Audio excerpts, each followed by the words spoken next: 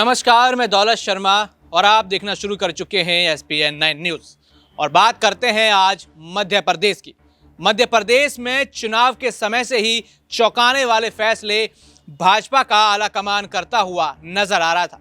सबसे पहले हमने देखा कि कैलाश विजयवर्गीय को यहाँ पर विधानसभा चुनाव लड़ाया जाता है। उनका कहना था कि यहाँ पर मुझे बिल्कुल भी अंदेशा नहीं था कि आलाकमान मेरे ऊपर ये फैसला लेगा। हालांकि मेरे को खुशी है कि यहाँ पर विधानसभा चुनाव के लिए मेरे को चुना गया और पार्टी के लिए काम करेंगे। और फिर चुनावों के बीच हमने देखा जब मतदान चल रहे थे तो कई सारी चीज़ें ऐसे दिखी और बीजेपी के नेताओं पर आरोप लगे कि वो वोट खरीदने की कोशिश कर रहे हैं। लेकिन फिर चुनाव के बाद जब CM चुनने की बात आती है तो सबसे आगे चेहरा शिवराज सिंह चौहान का होता है। लेकिन फैसला यहां पर मोहन सिंह यादव के चेहरे पर लिया जाता है और यहां पर सब चौंक जाते हैं।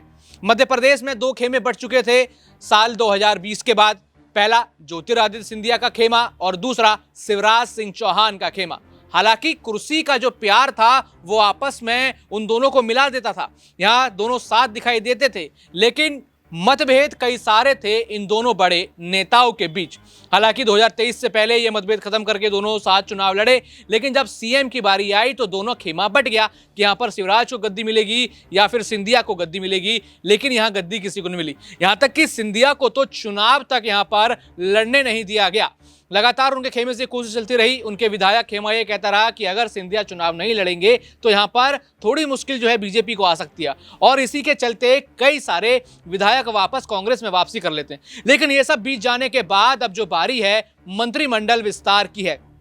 हालांकि यहां पर शिवराज सिंह चौहान को दक्षिण की जिम्मेदारी देकर कहीं ना कहीं शिवराज सिंह चौहान को मना लिया गया है।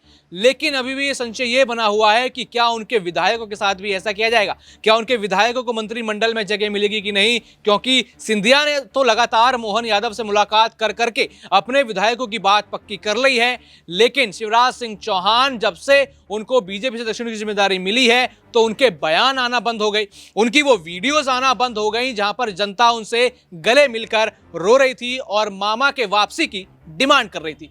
यानी बड़ा पद देने के बाद बड़ा धोखा क्या बीजेपी ने शिवराज सिंह चौहान के साथ किया है। क्या शिवराज सिंह चौहान के विधायकों को मंत्रिमंडल में उतनी जगह मिलेगी जितनी जगह सिंधिया ले पाएंगे, या फिर दोनों ही नेताओं को दरकिनार करके मोहन यादव अपनी चलाते हुए नजर आएंगे। हालांकि देखा जाए तो बीजेपी आलाकमान बिल्कुल भी मोहन यादव को अपनी चलाने नहीं दे रहा। लगातार वो दिल्ली के चक्कर काट रहे हैं, कभी अमित शाह, कभी JP नड्डा, तो कभी प्रधानमंत्री नरेंद्र मोदी से मुलाकात कर रहे हैं। तो देखना होगा मंत्रिमंडल विस्तार में क्या होता है। क्या फिर दोबारा ये दोनों खेमे मंत्रिमंडल विस्तार के बाद लड़ते हुए नजर आएंगे, या फिर मध्य प्रदेश में अब ज्यादा विवाद बीजेपी की तरफ से देखने को नहीं मिलेगा। बाकी और भी ऐसी खबरें जानने के लिए देखते रहिए SPN9 न्यूज़। धन्यवाद।